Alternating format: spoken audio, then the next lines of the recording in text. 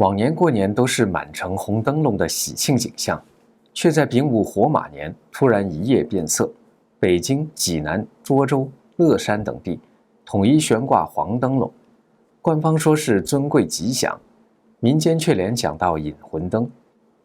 短短2天后，灯笼又急速被换回红色，原因是传闻说习近平布阵黄灯笼，应对赤马红羊节却遭反噬，于是紧急下令撤换。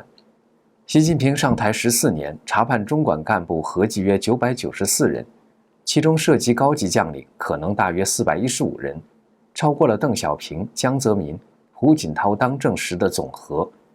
习近平对军队高级将领的清洗，超过1927年中共建军以来在内战、外战、文革中倒下的将军的总和。中共权斗的基因贯穿始终。2026、2027年的赤马红羊节是否会让中共在劫难逃，成为我们关注的焦点。观众朋友好，这里是大时局，我是袁成。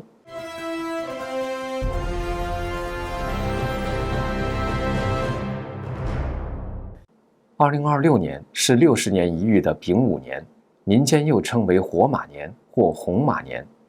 今年的中国新年，奇怪的事情接连发生。年前，大陆街头出现了一幕让人震惊的画面，不是红灯笼，不是红旗飘飘，而是满城一排排黄灯笼。你没听错，是黄灯笼。从北京东城所谓的金色中轴，到西城部分街区，从河北涿州的鼓楼大街，到山东济南民府城老街巷，再到四川乐山、厦门海沧湖边，网友拍到的画面几乎一模一样。工程车上架着梯子，工人统一在悬挂一串串纯黄色的灯笼。而最早有明确日期记录的是济南，1月30号开始集中悬挂。1月31号，济南时报、新黄河本地媒体还特别报道，这不是商家自发行为，而是统一安排。问题来了，过年挂黄灯笼，这唱的是哪一出？吉木新闻去问相关部门，得到的回答是，市政府统一安排，黄色体现尊贵、吉祥和皇家气质，听上去很高端、很大气，但老百姓第一反应是什么？这不是白事才用的吗？像办丧事，北京黄了，这是引魂灯吧？不像过年，像阴间过年。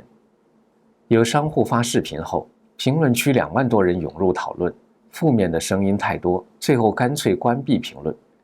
你想想，中共建政几十年，一向嗜血，也偏爱红色，国旗选红色血旗，文艺演出的舞台背景也是一片红。过年什么时候不是红灯笼？红代表喜庆，代表驱邪，红也代表革命者的鲜血，代表党旗的颜色。现在突然撤红换黄，全国同步推行，这不是简单的装饰风格问题，这是政治信号。今年是2026年丙午年，所谓赤马年，明年2027年丁未年，红羊年。在中国传统干支五行里，丙丁属火，丙午、丁未连续2年火气极旺，被一些古籍统计为动荡高发年份。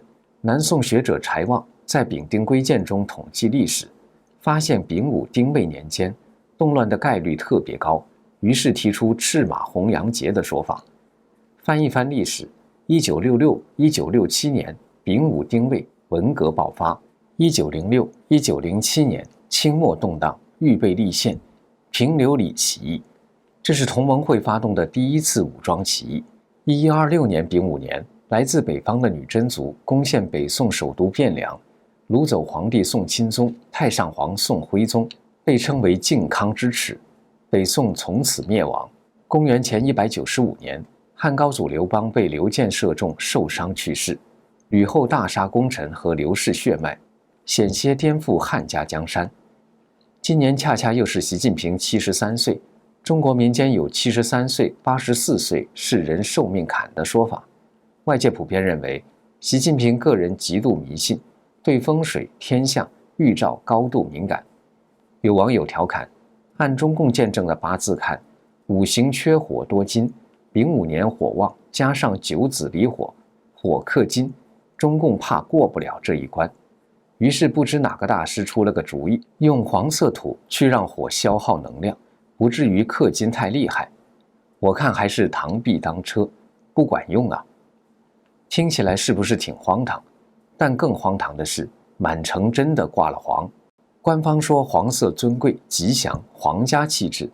没错，古代黄色属皇权，但那是皇帝用的颜色，民间能乱用吗？僭越是要掉脑袋的。更关键的是，在很多北方民俗中，黄灯笼常出现在丧葬场合，作为引魂灯，招魂幡也是黄色。所以有网友说，这是在为谁引路？是要出殡还是登基？还有人说，红花满园落，黄花遍地开。红花象征中共，红花落就是红色政权落幕，黄花遍地开象征另一个时代将来临。更辛辣的说法是，北京黄了，商店黄了，生意黄了，大街小巷都黄了。实名反共的华中师范大学彭双阶补充说，其实就是中国共产党要黄了。还有网友调侃说，这是在为党国送终。在中文语境里，黄了就是完了，这种集体语感是压不住的。还有一种推测更有意思，如果上面真的迷信挂黄纸灯笼方便画符、点朱砂，如果最高层害怕冤魂索命，那下面的官员会怎么做？上有所好，下必甚焉。但他们又不敢明说搞封建迷信，于是折腾出一套四不像：空白黄皮灯笼，既想讨好，又怕被看穿。这不正是今天整个体制的缩影吗？习近平这些中共高官嘴上喊着无神论，心里却怕得要命。我们先从新闻中走出来，关心一下自己的身体健康。我给大家讲一个真实的事例。来自维吉尼亚州的李女士，今年64岁，是一位从事生物药品研究多年的药学专家。她需要进行3颗牙齿的植牙手术。第一次手术时，她还没有开始食用红海参，恢复期明显较长。第2次手术前，她已经持续食用了20多支红海参。手术当天还特地再补充1支，结果恢复速度明显加快，连缝合线都很快自然脱落，让他自己都感到非常惊讶。现在他已经把红海参当成日常保健的重要一部分了，持续回购。李女士吃的红海参是什么呢？经常听我们节目的人已经很熟悉了，我简单的给新来的观众介绍一下韩国济州岛红海参修复胶。这是用当地海女亲自下海采到的珍稀红海参做成。红海参不仅能够促进细胞修复、延缓老化，还能够补钙造血、改善气色，对气血虚弱、免疫力低下的人都很有帮助。这个产品的成分90%是深海野生红海参，还有10%的韩国名贵红参和纯天然蓝莓原液，做成果冻口感，吃起来酸酸甜甜，像吃果冻，特别适合新年送给家人和朋友。购买链接在描述栏，输入优惠码大食局。提醒大家，这个经常卖断货，最新一批红海参已经到货，但数量有限，需要的朋友请尽快下单，晚一步就只能是等预售了。好，我们接着讲黄灯笼的事。更诡异的是，黄灯笼挂了2天，又开始换成红灯笼。据大陆2名博主表示，河北涿州才挂上还没热乎的黄灯笼，2月7号就全被拆下来了。此外，兰州中山桥挂了2天也连夜拆除。为什么？是民意反弹太大，还是有人觉得兆头不对？这种朝令夕改本身就说明内部没有定力。如果真相信黄色镇火辟邪，为何又撤？如果不信，为什么一开始要全国同步挂？这才是最值得玩味的地方。旅居美国的中国民主党主席谢万军引述知情人的爆料，给出了答案。爆料说，近日当局大搞黄灯阵，想要阻止东方圣人出世，但习近平却意外遭反噬。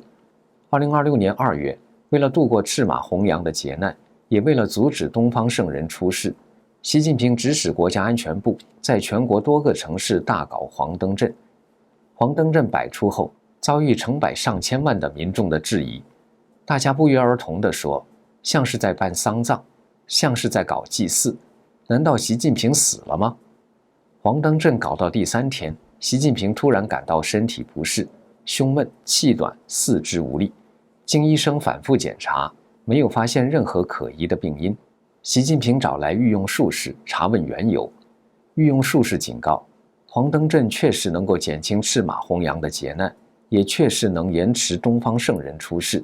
但是，由于黄登镇的邪性过重，加上千万的民众都念叨黄登镇跟习主席有关，所以邪灵被意外地引到习主席身上，并冲击习主席的龙气，折损习主席的阳寿。如果黄登镇不立即拆除，习主席的阳寿很可能会被耗尽。于是，国家安全部连夜下令，各地都要立即摘下黄色灯笼，并挂上红色灯笼，强行进行紧急对冲。这就是中国多地挂黄灯笼又被紧急拆除的北京原因。这个说法暂时无法证实，但挂黄灯笼镇不住民怨，红颜色也补不足气血，改不了气数。网友的一句话够劲：别怕，这是中共在为他自己引路。按照年前的惯例，中共军委2月6号在中国剧院搞所谓的慰问驻京部队老干部迎新春文艺演出。央视画面里，坐在最醒目位置的只有2个现役军委，习近平和张生民。中共20大后成立的20届军委原本是7个人，习近平、张又侠、何卫东、李尚福、刘振立、苗华、张生民。目前已有5人出事或落马。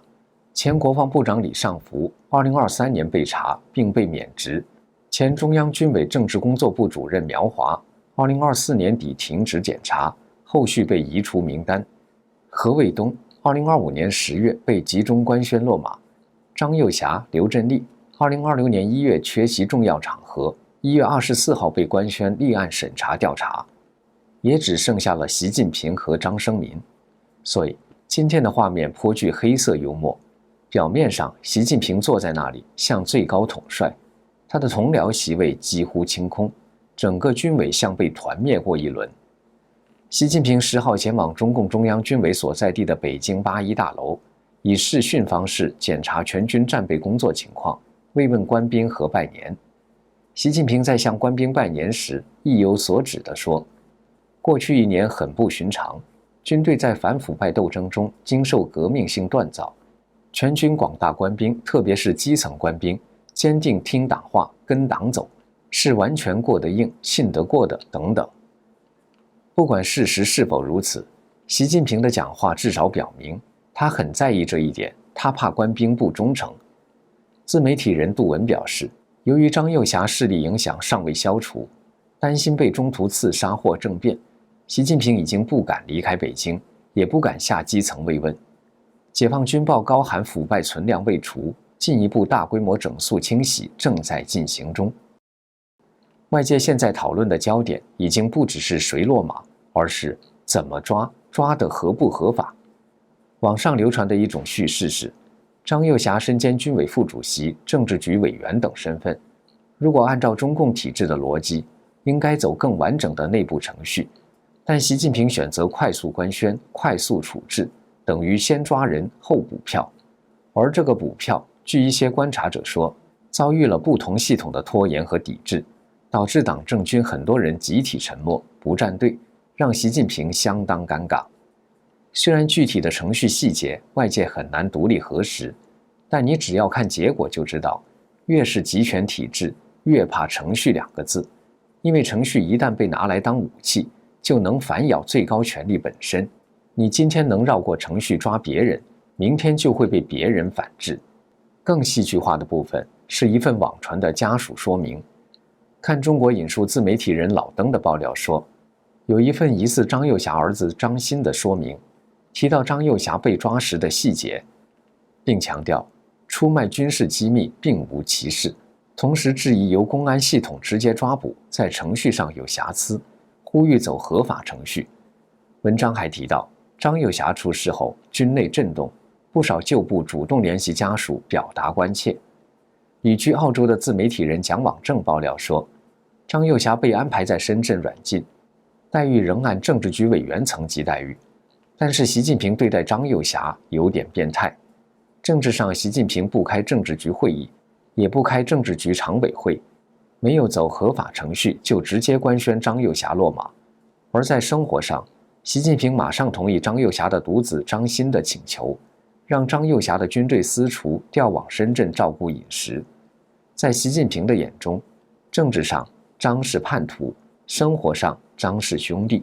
最重要的是要通过照顾生活的方式，让张又侠尽快认罪悔过，不要给习近平添麻烦。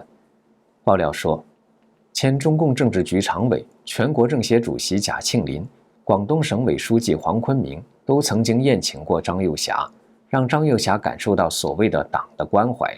像贾庆林、黄坤明这样请吃饭当说客，意图无非是让张又侠认罪悔罪，帮习近平解开非法抓捕的困局。旅美评论人士毕汝协10号在光传媒撰文指出，自从1929年的古田会议，毛泽东天才地把党指挥枪从口号变成制度，就是党支部建在连上，就注定了今天习近平抓张又侠的必然结果。毛归习随，毛泽东当年毁灭了战功赫赫的林彪，习近平抓捕了张又侠，本质是一样的。这是中共100年政治帮规运作，党指挥枪，主席说了算。时评人王友群撰文表示，习上台14年，查办中管干部合计约994人，其中涉及高级将领可能大约415人，数量之多超过了邓小平、江泽民、胡锦涛当政时的总和。习近平对军队高级将领的清洗，超过1927年中共建军以来在内战、外战、文革中倒下的将军的总和。有人形容，习近平的疑心之重已经到了抬头满眼皆是敌，总是刁民想害朕的地步。习近平的大清洗已经进入一种越恐惧越清洗，越清洗越恐惧的恶性循环之中。美国斯坦福大学高级研究员吴国光则认为，前军委副主席何卫东、委员苗华都落马了，张又侠也就必须被处理。这就是独裁政治的结构性矛盾，专制者不会容许在自己下面有一派独大。据他分析，为集中权力就必须不断清洗，这就是斯大林逻辑。习近平在第1任期清洗江泽民、曾庆红派系，第2任期清洗团派，到了第3任期，他就开始清洗像张又侠这样的自家人。因为你越清洗就越集权，个人权力就越大，而权力越集中，做出的决策就越容易昏庸，最终就会带来治理危机。中共从一党独裁到习近平的一人独裁，中共自身斗的基因贯穿共产党始终。如今，中共已经进入了清洗的死亡螺旋，最终会被自己的清洗反噬，走向解体，直到灭亡。您怎么看呢？这里是大时局，感谢您的陪伴与思考，请订阅、分享并打开小铃铛，一起在动荡中坚守真相，在黑暗中点燃希望。